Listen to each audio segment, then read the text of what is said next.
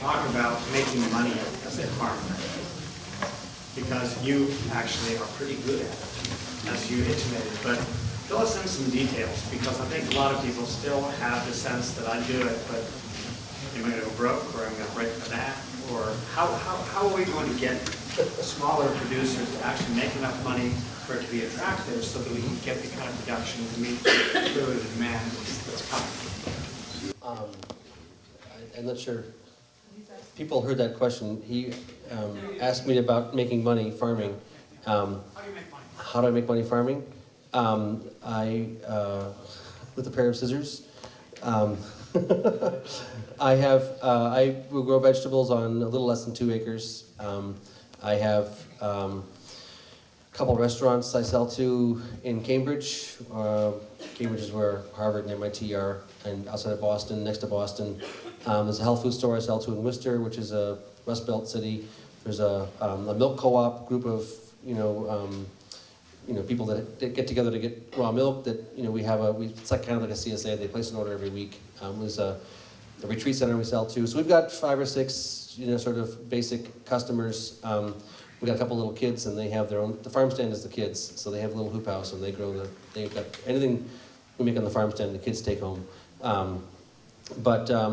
Yeah, I grew up on a farm where we did farmers markets, where we did CSAs, and I saw a lot of effort going into producing crops that we didn't make any money off of. And so I've learned to prioritize things that I can grow well, that I can get a reasonable return from, that I can sell directly to the consumer, actually not directly to the consumer, but I don't have any middlemen per se in my market, so I'm getting a large amount of the retail dollar is coming back to me. I think my customers appreciate quality. If it tastes good, if it sits for 3 weeks and still tastes good, and the cost is reasonable, I don't think it's an open market out there basically. And so I grow a lot of salad greens. I grow grass-fed beef. I do pastured poultry. I do heirloom tomatoes, and it just a nice mix of summer squash and cucumbers and things like that. But I like to say, if your tomatoes, you only plant once and pick them through the whole entire season. If your cucumbers, you only plant once and pick them through the entire season. Your summer squash, you only plant them once and pick them through the entire season. Our plants should not get eaten alive by pests and diseases. That's a sign of an unhealthy plant. And so people oftentimes put a lot of extra energy into taking care of plants that are sick. I think foundationally, beyond basic intelligent marketing, the healthier your plants are, the larger your yields are, the lower your cost of production is. And when you lower your cost of production, then you can actually realize a reasonable return. I want to comment just in a more general sense. The retail surveys like the Hartman report and others that the big retailers look to for natural foods and sustainability and things of that nature indicate that about 1/3 of the American consumers are looking for something fundamentally different than what they're finding in the supermarkets and in the fast food restaurants and franchise restaurants and things of that nature. And that 1/3 are willing to pay premium prices to get what they want. And so I think the key is, and what the importance of the local food hub and local food networks are, is the problem is connecting farmers who are willing to and able to grow the kind of products that these people want with the consumers that are willing to pay the full cost of production to get it. And people like you found that customer base of people that want what you want. They want the flavor, they want the freshness, and they want the quality that's in it. And other people have find other customers. And I think what the local food hubs does, it facilitates that whole process of connecting farmers who want to grow really good food, whatever it is, for their customers, connects those two together. But just to add to that, the whole system to be sustainable has to be profitable. We have to find ways to make this work as profits. But it can't be driven just by profits. Because if you want a system that's just driven by the economic bottom line, I can tell you as an economist, spent 30 years in 4 different state universities, then look at it, you've got it. And if you're going to be driving this new system that you're creating, if it comes to be driven by the economic bottom line in a few years, you won't be able to tell any difference between it and what we have now. So it has to be profitable, but that's different than saying it's just about maximizing profits. This is driven by people who want food that has integrity. social, ecological, and economic integrity. And they'll pay the prices that make it work economically for the farmers when they find farmers that they can trust to produce the foods in a way that they want to produce. I would like to add that. I think that what you mentioned, that it's really important that you have a unique product. When I actually started farming organically in the 70s in Minnesota, and we didn't sell our products. It was a dairy farm. We didn't sell anything organic. We just did it organic on principle. But like in the 90s, when things started to get more going, I left USDA in Washington in 1992, came here and took over the dairy, which already was going. But I remember telling my colleagues at USDA that I was going to go farming. And first of all, they thought, how can somebody who works at USDA farm? and then they were like, you know, they're taking bets on how long I was going to last. And I told them about his value-added dairy and, you know, on-farm processing. And I remember an economist taking me aside, maybe you know Henry Bond, I don't know if you know Henry. He said, you know, everybody's quitting this on-farm processing stuff. He said, that's something of the past. And it really was. And it took me several years to realize what the difference was. They were all these on-farm processors were quitting because they were selling in the commodity market. They were going head-to-head with the big industrial system, and they couldn't compete. And they didn't really differentiate, and there wasn't a market, wasn't a customer base that looked for something unique. And so that's why we can make it work value-added, because on a small scale, because the customers will appreciate a better product. Does anybody have any idea of what France's products cost in the store? Does anybody even look?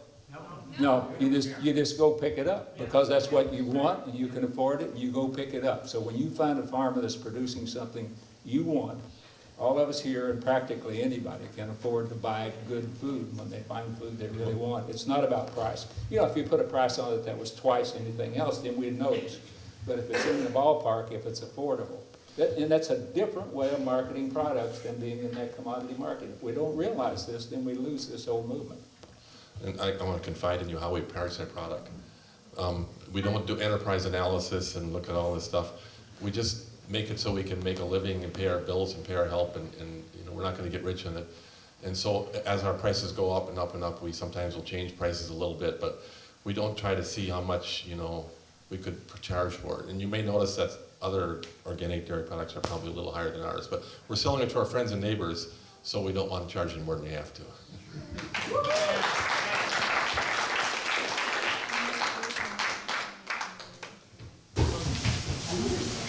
One back here first. Well, I just wanted to add what Francis was just saying, but I want to address that question today. How do you price your product? I'm pretty much the same. I just found a price that seems reasonable, and that's what it is, and it stays the same, and it's the same for everybody, and I have no idea what other people charge. So, yeah. Well, so we also want to make it affordable to people, you know, who can pay the extra premium price, but what about the people who can't? That's a really good question, and it always comes up. And a farmer friend of mine from Wisconsin said, I can't solve the economic problems of our country. And the thing is that if people can have a minimum wage that will allow them to live, that's the way that it has to happen. Just so, and I would say that I have looked in the grocery store to see how much my salad greens cost, you know, when I'm selling them to a restaurant versus what they cost in the grocery store. It's pretty close. So it's you know, I mean, I know the farmers in California who are growing them are getting, you know, I don't know, 25% of the retail price. That should be it. I mean, that's when I go to the store and I see Francis's milk and I see Horizon Dairy, it's a no-brainer, you know, because I'm totally sold on local, helping my neighbor, you know, and having something right there. And what you should be sold on is the fact that he's doing grass-fed and Horizon's not. And grass-fed is good for you, and Horizon's not. As far as I'm concerned, it's nutrition. I mean, everything you're saying about the ethics and all that, you know, supporting, you know, you taking care of your workers and all that environmental stuff is really important. But push comes to shove, I don't think most people are really operating from that deep of a perspective. What's really the visceral driver for, I think, a lot of people is their health. Yeah. And their animal driver is their tongue. Just a small anecdote, this is tangential entirely, but I think it's an interesting anecdote. I was talking to the regional buyer for Whole Foods about our little gizmo we're trying to put together, which is a quality testing meter that consumers can use. And he was confiding in me about the fact that Whole Foods is entirely aware of the fact that there's a spectrum of variation in quality and in flavor. And when they get a batch of oranges coming from California that has a higher quality level, they will make room in the front of the store for that and bring in the big box, the big, like a big box, and they'll put those oranges out there in front on sale. Because they know that you are an animal, and they know that when you buy those oranges on sale and taste them, your animal instinct, they've done the market research, your animal instinct will bring you back to Whole Foods next time to do all your purchasing. We are animals. We are aching for nutrition, and that correlates with flavor. And I think for me, this is a beautiful synergy here where we can bring together the permaculturalists and the biodynamic people and the locavores and the organics and the conventionals. I think we can, for me, I have this vision that the food movement can be somewhat coherent, that we can be a real social movement, that we can actually build some political power and do something that can solve a number of systemic issues. And I think if we can focus that conversation on quality, if we can focus that conversation on nutrition, on flavor, which has all these beautiful corollaries, we can actually get somewhere. Just one other point to add to that is I just finished the series of the story about cancer. Ty Bellinger's going around the world and all that wonderful series. And one of the things he brought up is there's a total waste of food. There's so much food that is thrown out that's still good, but because it doesn't look good or something like that. I want to get at your question here on hunger and poor people, and I think that's very important in here. But one thing we need to start by realizing that more than 80% of what we spend on food in the supermarket is not for the food at all. It's for processing, transportation, advertising, storage, all that sort of thing that goes. So when you're buying food locally, the closer you can get to getting it directly from the farmer, then you're not having to pay that other 80% in here. So if you have less money, you can't have the same amount of everything. But if you have less money, you can still afford the good food if you have it accessible, even at a reasonable price locally, so you don't have to pay a big share of that 80% that's in the food system today, in the processing, packaging, and advertising. And I would agree, that we're animals and we're driven by our taste and we're driven by our basic instinct. But I argue that we're also moral animals, and we care about whether or not poor people can afford to eat. And what we've done, what we've learned with industrial food system, is you're not going to feed the hungry people by trying to make food cheap, because you can't reduce the price of food enough to make enough difference in the income of poor people, because they're not only having to buy food, it's clothing and shelter and fuel and a whole range of other things. You make food cheap, they've still got to buy all the other stuff that they substitute for that. They still don't get enough food. We have 3 times as many people that are classified as being food insecure or hungry in this country than we had in the 1960s before we started this industrialization. More than 20% of our children are living in food insecure homes. That's a part of the sustainability movement, is meeting the needs of all, basic needs of all. And we do that when we start caring about people rather than just caring about profits. So I think that's an important part of what we're talking about here. Yes. Yeah, I have a question for Francis. Speak louder, please. Dan, you mentioned having a coherent movement of all the different aspects of the food system. And Francis, in your work in the National Organic Standards Board, you see cornucopia and the Organic Consumers Association coming to the meetings and protesting, and also the corporate organics. What do you see as, from your experience, do you think there's any hope for organic? Yeah, one thing. the factions together? One thing I learned being on NOSB is that the process is very thorough. The main thing that the NOSB does is vets materials that can be used in organic and not used in organic. And if something's petitioned to be on the national list, it has to be a formal petition. We have to approve the petition as being sufficient. We get a technical review by a scientific panel or a group to give us all the review of the whole material and the need for it. Then we we look at 3 criteria. Is it necessary for organic? What does it do for the health and the environment? Basically, those are criteria to make sure before we put it on the list, and not many things make it on the list. Now, there's a 15-member board on the NOSB, and there are some, unfortunately, that are appointed, I think, inappropriately. Like there are 4 seats for farmers. They're supposed to be full-time farmers, but some of them are people who work for corporations, large agribusiness firms. So that's a problem. But things aren't going to be turned upside down. It's not going to be like everything is flipped over. Sometimes there's too much hype in the media, but maybe we need some people over there hyping. That's okay too.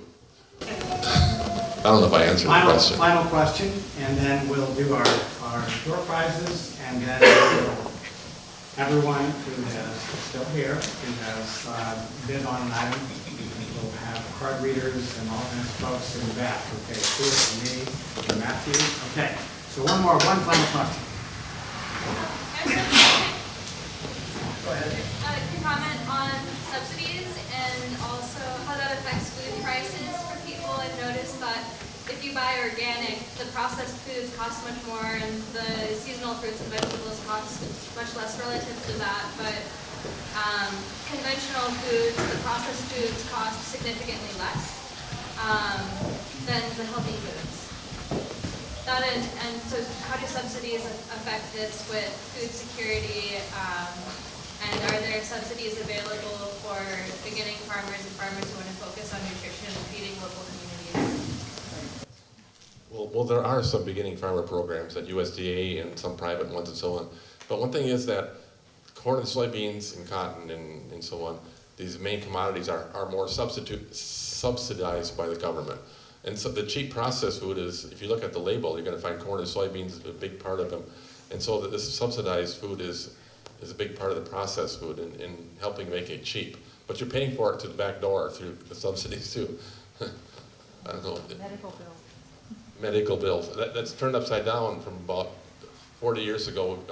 The amount of money we spend on medical bills versus food is turned backwards, and I can't remember the numbers. Cut one in half and double the other. What was the Subsidies. Go ahead.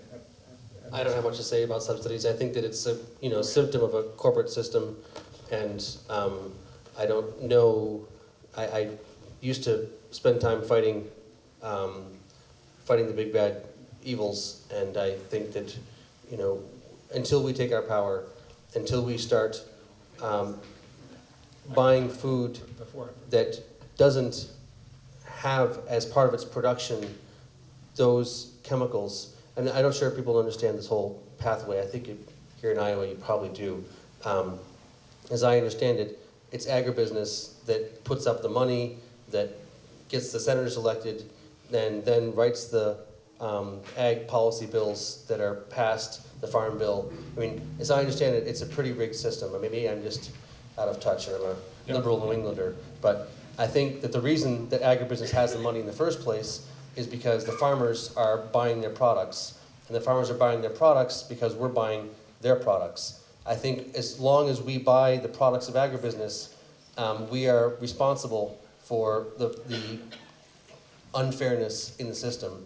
I think until we take our power, our money out of the corporate system and we start doing exactly what this thing is about, until we start going and giving our dollars to the farmers who are producing the crops we want to eat, we're complicit in this underlying issue. Yeah, I would agree that we're complicit. I remembered what I was going to say a while ago, but to think that this food system evolved on its own, that it's a result of sort of a free market process, is just total fallacy. Yeah. Every farm policy I can think of in my 45-year career as an agricultural economist, in one way or another, has subsidized the industrial agriculture. Specialization, standardization, consolidation of control. I won't go all the way down the list, but the big subsidy right now is the crop insurance. Not only does a farmer out here that's growing corn or soybeans, cotton, whatever, get crop insurance, except that guarantees a certain yield, regardless of what the weather or whatever. They can insure at a certain yield. They can also insure at a certain price. So at the beginning of a season, a farmer go out and find a price and a yield that they can insure at that ensures that they're going to make a profit on every acre, regardless of whether they have a crop failure, regardless of where the price goes or anywhere else. They buy that insurance, but last year, the last few years, we're paying 60% of the total cost of that insurance. Now, if you're out here in a business where the government, the taxpayer, basically is taking all the risk and basically guaranteeing you a profit, then you can see why we're expanding. And it's not going to feed people. For the last several years, 40% of our corn crop has gone in to produce fuel for our cars, not feed for people. And we talk about feeding the world. I mean, it's ridiculous for us to talk about we're committed to feeding the world when we can afford to pay more for food, for feed our crops to feed our automobiles than the poor people can afford to pay for food for themselves. And that's what we're doing. We talk about having to keep consumer prices down. More than 30% of net farm income goes from things that are exported to somewhere else. And we're not exporting food to China to feed the poor, hungry Chinese. We're feeding the increasing affluent class over there that wants meat, and the Chinese are smart enough to not take land out of rice production of their poor people, so they come over here and leave us with the waste and the manure and and the plunder. So this isn't a free market outcome. We need to change what we're doing, but we also need to change our farm policy. We need to change our policy in general. We need to take back our democracy, starting with food democracy. I want to add one more thing real quickly, is that I think we need a little empathy too for the conventional farmers. They're really over the barrel from the big agribusiness firms like Cargill, ADM, Smithfield Farms. They suck all the profit out of it. So when subsidies come to the farmers, that subsidy is, the farmer's kind of a middleman. It goes to the big agribusiness firms who are making money every year. I told you earlier that on average, the average aggregate, we're not making any money in conventional agriculture. It's being sucked out by the big businesses. And that's a problem with policy. It's really a big problem.